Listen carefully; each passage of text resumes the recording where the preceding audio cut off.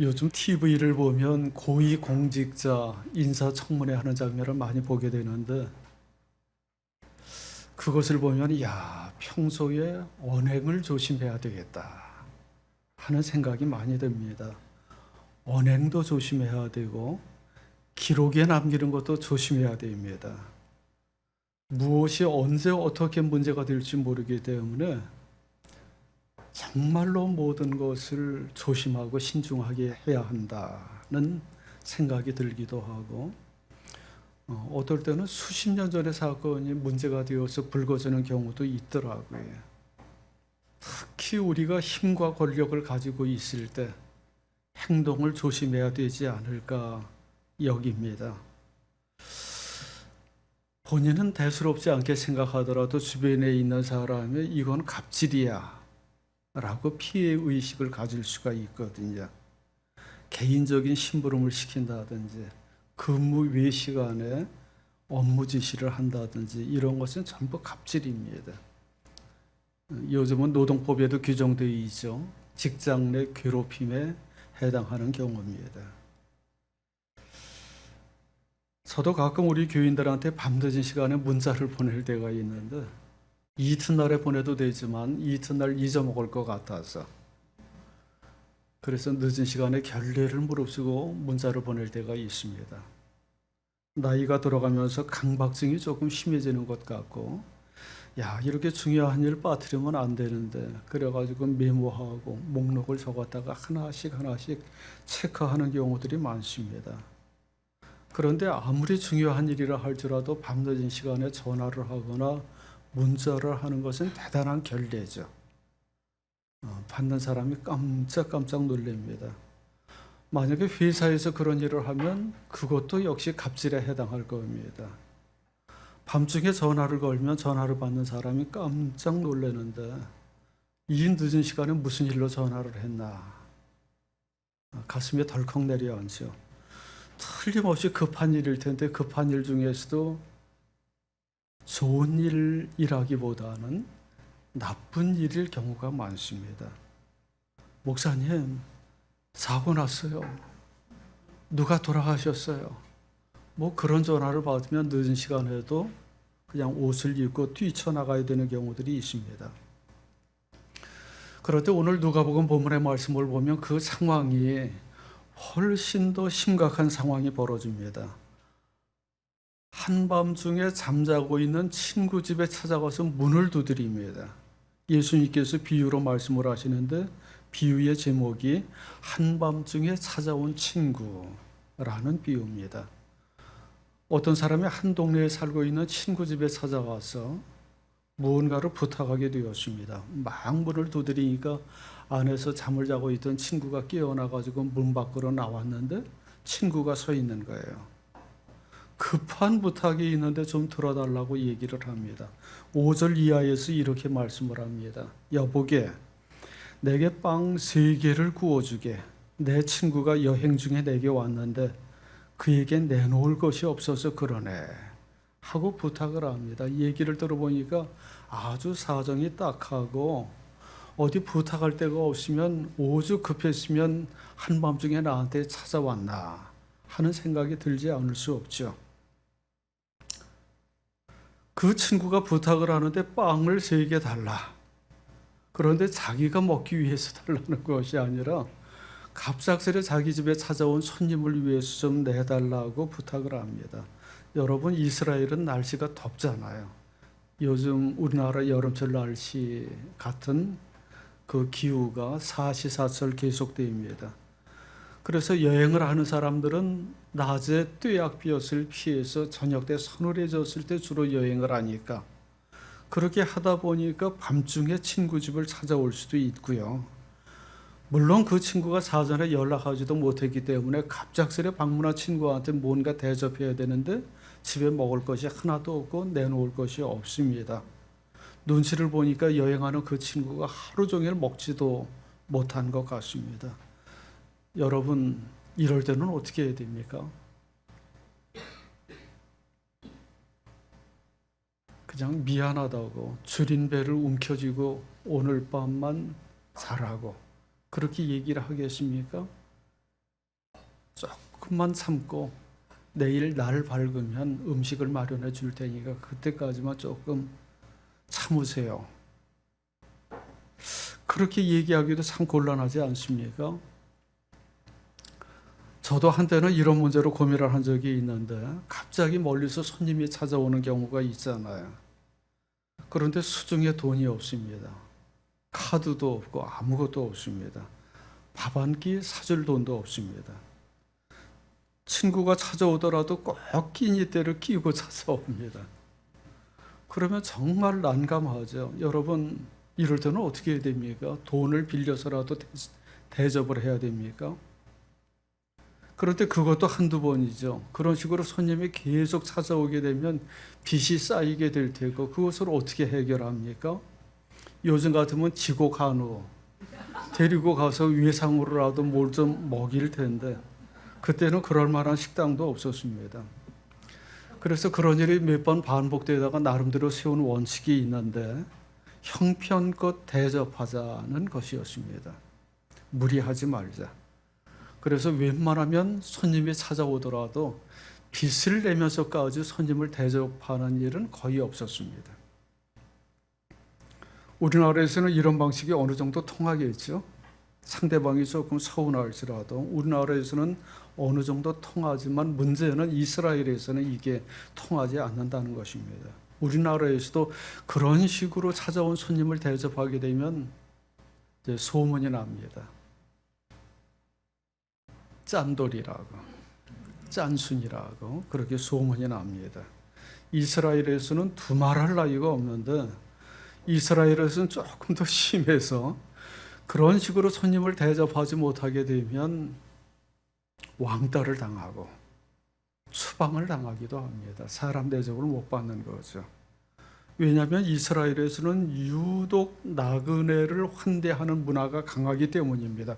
율법에도 그렇게 규정되어 있잖아요. 나그네, 고아, 과부 이런 사람을 박대하면 안 됩니다. 극진하게 대접해야 되는데 아브라함 같은 경우는 낯선 나그네를 대접했다가 부지 중에 천사를 대접했다는 이야기도 있지 않습니까?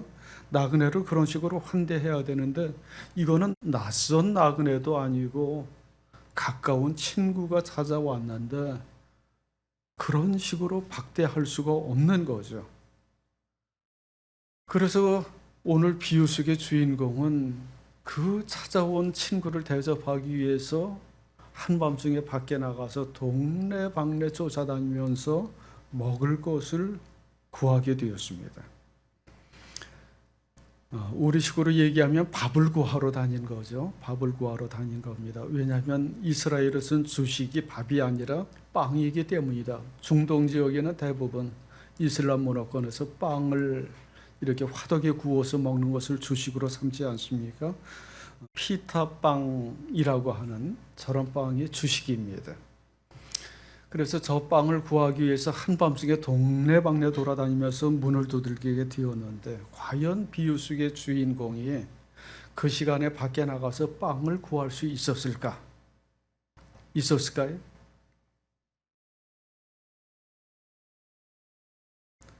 자기가 잘 아는 친구 집에 가니까 집안 식구들이 전부 불을 끄고 잠을 자고 있는 겁니다. 그럴 때는 어떻게 해야 됩니까? 용기를 내서 문을 두들겼죠. 그랬더니 안에서 친구가 눈을 비비면서 나옵니다. 여차저차해서 빵이 좀 필요하다고 얘기를 했더니 친구가 아주 곤란하게 대답을 합니다. 7절에서 이렇게 얘기를 합니다. 그 사람이 안에서 대답하기를 나를 괴롭히지 말게. 문은 이미 닫혔고 아이들과 나는 잠자리에 누웠네. 내가 지금 일어나서 자네의 청을 들어줄 수 없네.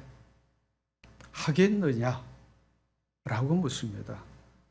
친구가 문 밖으로 나오지도 않고 밖에서 친구의 음성을 듣고 안에서 그런 식으로 대답을 하고 거절을 하는 겁니다.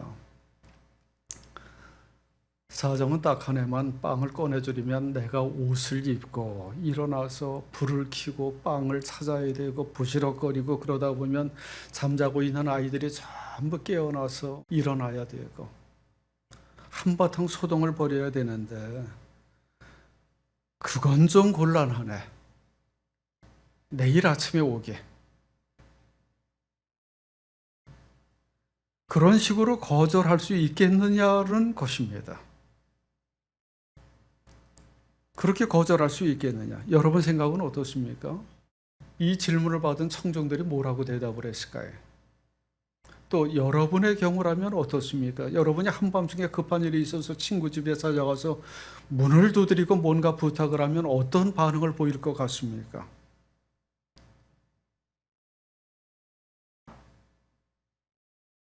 이스라엘 문화권에서는 절대 그럴 수가 없다는 것입니다. 여기서 질문은 일종의 강조법입니다. 우리도 뭐뭐 하겠느냐라고 질문을 할 때 그 답을 몰라서 궁금해서 질문을 던지는 경우보다는 그 너무 뻔한 질문을 통해서 강조하는 경우들이 있잖아요. 그런 수사법입니다. 예수님께서 이 질문을 던졌을 때는 백이면 백다. 그럴 수가 없습니다라고 대답하는 것이 이스라엘의 문화입니다. 어떻게 그렇게 거절할 수 있겠느냐? 모든 사람들이 다 그렇게 대답을 합니다. 이스라엘처럼 손님을 환대하고 명예를 존중하는 문화에서는 그런 식으로 부탁을 거절할 수 없습니다. 한밤중에 누군가 찾아와서 빵 좀 달라 부탁을 하는데 못 주겠다. 그렇게 거절을 하고 옥신각신하는 모습을 동네 사람들이 봤다고 가정을 해보죠. 그래서 시끄러운 소리를 듣고 동네 사람들이 다 잠에서 깨어나서 밖으로 나와서 보니까 친구들끼리 막 옥신각신 소란을 피우고 있습니다. 얘기를 들어보니까 빵 좀 달라라고 부탁을 하는데 저쪽에서는 못 주겠다라고 거절을 합니다. 그러면 그 모습을 본 동네 사람들이 누구 편을 들 것 같습니까? 누구를 욕할 것 같습니까?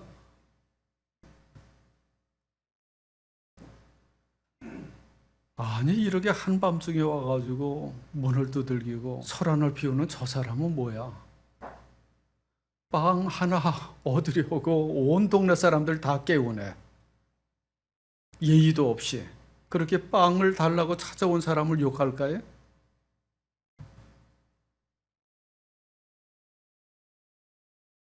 아니면 빵을 주지 못하겠다고 버티는 사람을 욕할까요? 이런 싸가지 같은 이라고. 오죽하면 이 시간에 와서 빵 하나 달라고 부탁하겠어? 그 친구의 그 간청을 들어주지 못하겠어? 그것도 자기가 먹는 것도 아니고 손님이 찾아와서 좀 달라고 부탁하는 건데 귀찮더라도 빵을 줘야지. 그 정도 불편을 감수하지 못해? 잠깐 일어나서 빵을 주고 다시 잠을 자면 되는 거 아니야.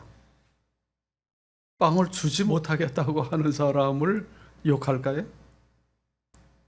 여러분은 어느 쪽 편입니까? 이스라엘 사람들은 어느 편을 긍정하고 어떤 사람을 핀잔하겠습니까?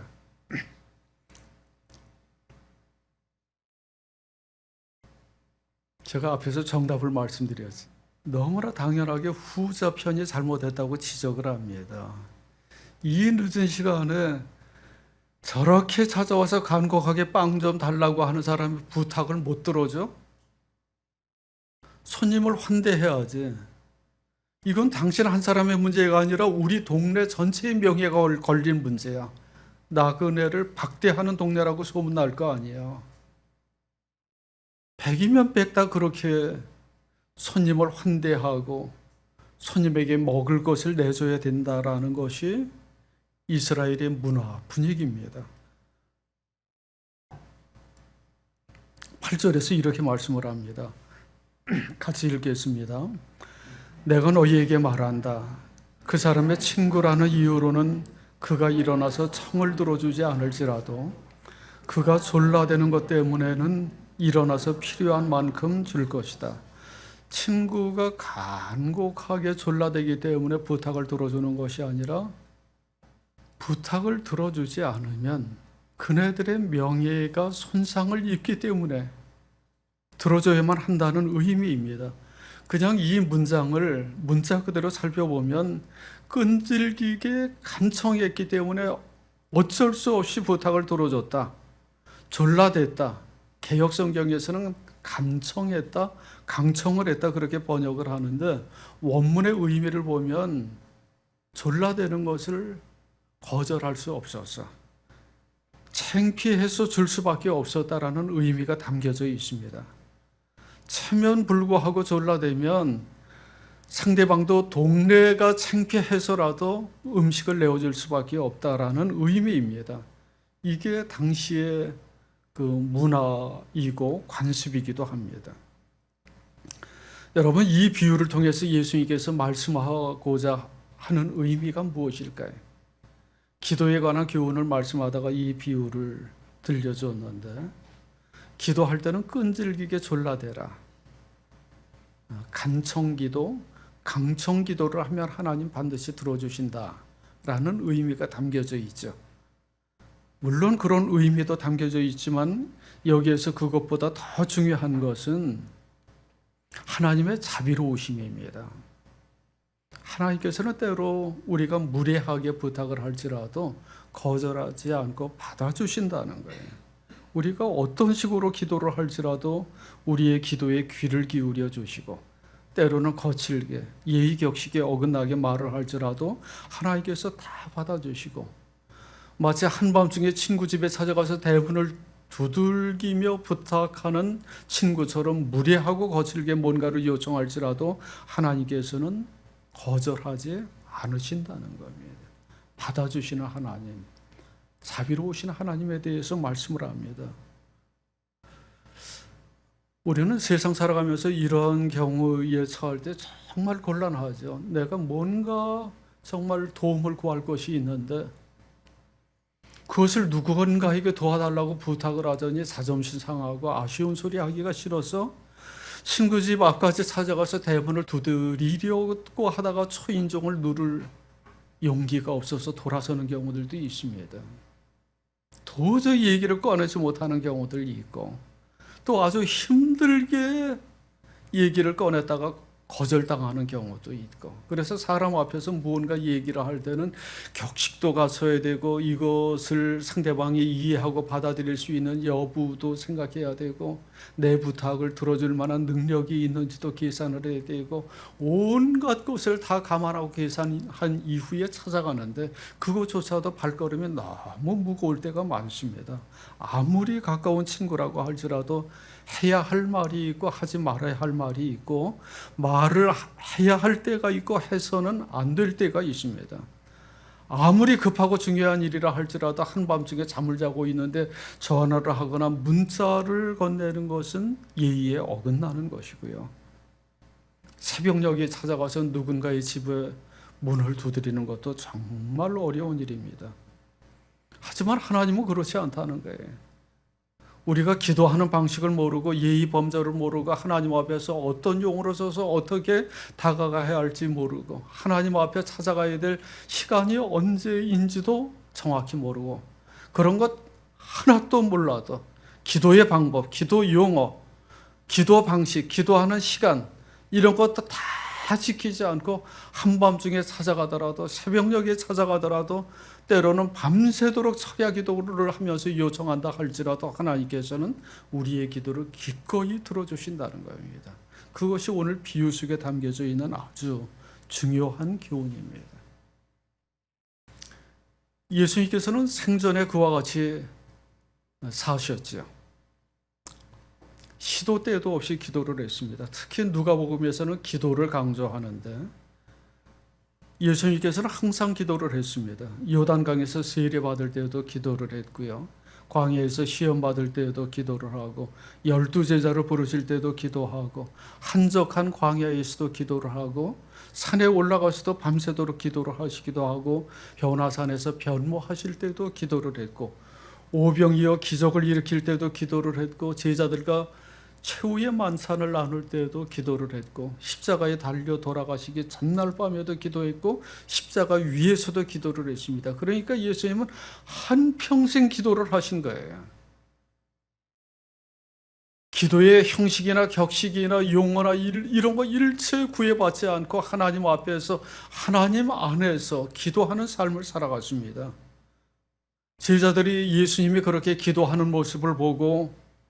한 번은 예수님께 요청을 했죠. 오늘 본문에서처럼 우리에게도 기도하는 것을 가르쳐 주십시오. 그러자 예수님께서 한밤중에 찾아온 친구의 비유를 말씀해 주시고 아울러서 주기도문을 들려주십니다. 그런데 주기도문의 내용이 우리가 알고 있는 것하고는 조금 다릅니다. 아주 짧고 아주 간단한 내용을 담고 있습니다.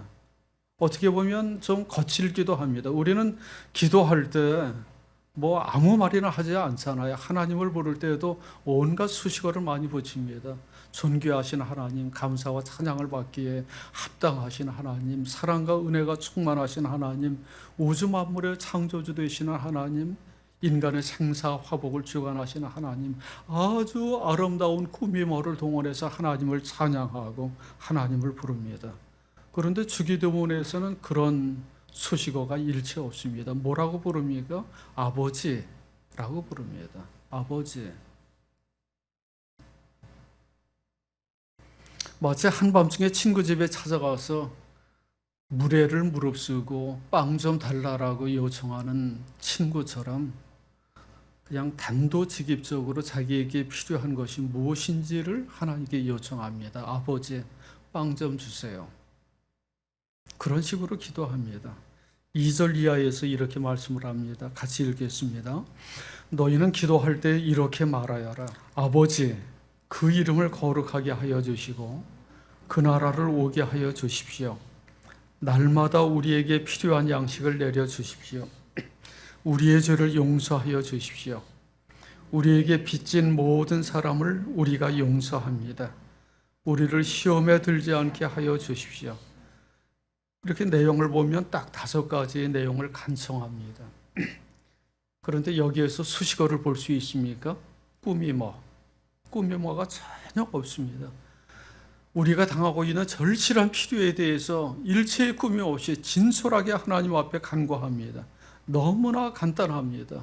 마치 어린애가 자기 아빠를 부르듯이 아빠, 아버지 부르고 나서 첫 번째, 하나님의 거룩하심에 대해서, 두 번째, 하나님의 나라가 임하는 것에 대해서 기도를 하고 그 다음에 인간이 겪고 있는 3가지의 필요에 대해서 이야기를 합니다. 첫 번째, 밥을 굶지 않게 해주십시오. 밥을 주십시오. 그래야 내 몸을 지킬 수 있습니다. 둘째, 우리의 죄를 용서해 주십시오. 그래야 서로 간의 죄를 용서하고 용서받고 건강한 공동체를 이룰 수 있습니다. 세 번째, 시험에 들지 않게 해 주십시오. 세상 길을 걸어가면서 수많은 악한 세력의 유혹을 받을 때 흔들리지 않아야 하나님의 인도하심을 따라서 살아갈 수 있습니다. 그 5가지의 내용을 함축적으로 하나님 앞에 간구합니다. 우리가 기도를 어떻게 해야 되는가? 이런 질문을 많이 던지죠. 오늘 예수님의 제자들처럼. 그 질문에 대한 예수님의 대답은 너무나 간단합니다. 먼저 하나님이 누구신지를 정확히 알라는 겁니다. 때로는 우리의 친구와 같고 때로는 우리의 아버지와 같은 하나님의 자비하심의 의지를 해서 우리가 구하는 모든 것을 진실하고 솔직하게 요청하면 된다는 것입니다. 그게 전부예요. 일체의 미사 요구가 필요 없습니다. 우리에게 필요한 것이 무엇인지를 진실하게 하나님 앞에 내어놓으면 하나님께서는 반드시 우리의 기도에 응답해 주신다는 거예요. 왜 이렇게 늦은 시간에 와서 대문을 두들기면서 시끄럽게 하느냐, 무리하게 구느냐, 온 동네에 소란을 피우느냐, 일체 이런 거 저런 거 따지지 않고 네가 필요한 것이 무엇인지를 하나님께서 파악하셔서 구하는 것을 잘 듣고 응답해 주신다는 약속입니다. 우리가 하나님 앞에 기도할 때 이런 믿음만 지니면 하나님 앞에 담대하게 나아갈 수 있습니다. 한밤중에 친구 집을 찾아가는 사람처럼 때를 따라 돕는 은혜를 얻기 위해서 은혜의 보좌에 담대하게 나아갈 수 있습니다. 9절 이하에서 이렇게 말씀을 합니다. 같이 읽습니다. 내가 너희에게 말한다. 구하여라. 그리하면 너희에게 주실 것이다. 찾아라. 그리하면 찾을 것이다. 문을 두드려라. 그리하면 너희에게 열어줄 것이다. 구하는 사람마다 받을 것이요 찾는 사람마다 찾을 것이요 문을 두드리는 사람에게 열어줄 것이다. 아멘. 한밤중에 친구 집에 찾아가서 대문을 드리는 것이 정말로 쉽지 않은 일이고, 잠자다 말고 나온 친구한테 이런저런 부탁을 하는 것도 쉽지 않은 일입니다. 하지만 부탁을 하면 들어주지 않을 수 없는 친구처럼 하나님께서는 우리의 모든 요청에 대해서 들어주시고 응답해 주시는 분입니다. 문을 두드리면 열어주시고 구하고 찾으면 응답해 주십니다. 11절 이하에서 이렇게 대답을 하죠. 너희 가운데 아버지가 된 사람으로서 아들이 생선을 달라고 하는데 생선 대신에 뱀을 줄 사람이 어디 있으며 달걀을 달라고 하는데 전갈을 줄 사람이 어디에 있겠느냐. 어린아이가 아빠 나 생선 좀 먹고 싶어. 생선 중에서도 뱀장어. 그렇게 생선 좀 먹겠다고 졸라대는데 아빠가 아이를 골탕 먹이려고 뱀장어하고 비슷하게 생긴 살모사를 들고서 얘따 먹어라 하고 내줄 아버지가 있겠느냐라는 겁니다. 아버지가 아들이 달걀 좀 먹고 싶다라고 조르는데 달걀을 주지 않고 달걀하고 비슷하게 생긴 똘똘 말린 전갈을 내주면서 이거 먹어라. 그렇게 골탕 먹일 부모가 어디 있겠느냐요. 아무리 악한 부모라 할지라도 자기의 자녀한테는 그렇게 대하지 않는다는 것이죠. 길거리에 깡패나 조폭이라 할지라도 다른 사람들한테 조폭이지 자기 아이들한테는 정말 자비로운 부모가 되는 것처럼 하물며 하나님께서 하늘에 계신 아버지께서 우리의 모든 기도와 요청을 들어주시지 않겠느냐라는 이야기입니다. 우리 육신의 부모도 자녀를 그렇게 대하지는 않습니다. 자녀한테 뭔가 필요해서 인터넷 쇼핑에서 뭔가를 검색할 때는 최고가로 검색을 하죠. 이왕이면 제일 좋은 것을 사주고 싶어서 내가 돈이 없어서 뭔가 필요할 때 인터넷 쇼핑을 할 때는 최저가로 검색을 하지만 그래서 그냥 후진 것들을 사고 사용을 하지만 자녀들한테는 뭐 하나 사주려고 하더라도 제일 값비싸고 좋은 것을 사주려고 하는 것이 부모의 마음인데 하물며 하나님의 마음은 어떻겠습니까? 오늘 13절에서 이렇게 말씀을 합니다. 같이 읽습니다. 너희가 악할지라도 너희 자녀에게 좋은 것들을 줄 줄 알거든 하물며 하늘에 계신 아버지께서야 구하는 사람에게 성령을 주시지 않겠느냐. 이 똑같은 말씀이 마태복음 병행 구절에서는 하나님께서 구하는 자에게 좋은 것을 주지 않겠느냐라고 이야기를 하는데 누가복음에서는 성령을 주지 않겠느냐라고 말씀을 합니다. 그러면 무엇과 무엇이 등치가 됩니까? 성령과 가장 좋은 것이 등치됩니다. 누가복음에서는 마태복음의 말씀을 해석을 해서 우리 사람들에게 가장 필요하고 좋은 것이 성령의 선물이기 때문에 무엇을 구하더라도 하나님께서는 성령의 선물을 우리에게 베풀어 주신다라고 약속을 합니다. 성령께서는 우리들의 연약함을 헤아리시고 동정하시고 우리를 대신해서 탄식하며 간구하시고 우리로 하여금 하나님을 아빠 아버지라고 부르짖으며 나아갈 수 있는 믿음을 주시고 하나님의 뜻을 깨닫게 하시고 우리를 살리고 우리에게 힘 주시고 우리를 진리의 길로 인도해 주십니다. 그러니까 성령 한 분만 우리와 함께 있고 우리의 발걸음을 인도하시면 인생사의 모든 문제가 해결된다는 것입니다. 그래서 우리가 구할 때 구하는 것 그대로 하나님께서 응답해 주시지 않을지라도 그것보다 더 좋은 것으로 응답해 주시고 또 그것보다 더 좋은 성령을 우리에게 보내주셔서 모든 문제와 어려움을 헤쳐나갈 수 있도록 이끌어 주신다는 겁니다.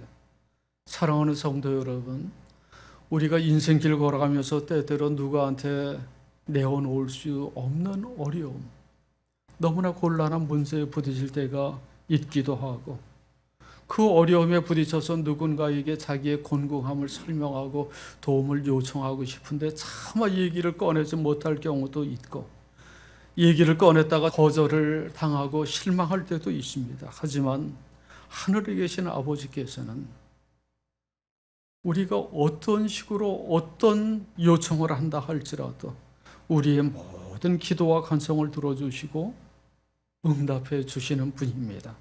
하나님의 자녀로서 담대한 믿음을 가지고 하나님을 전적으로 신뢰하고 의지하면서 하나님 앞에서 진실하게 기도하는 저와 여러분이 될 수 있기를 간절히 원합니다.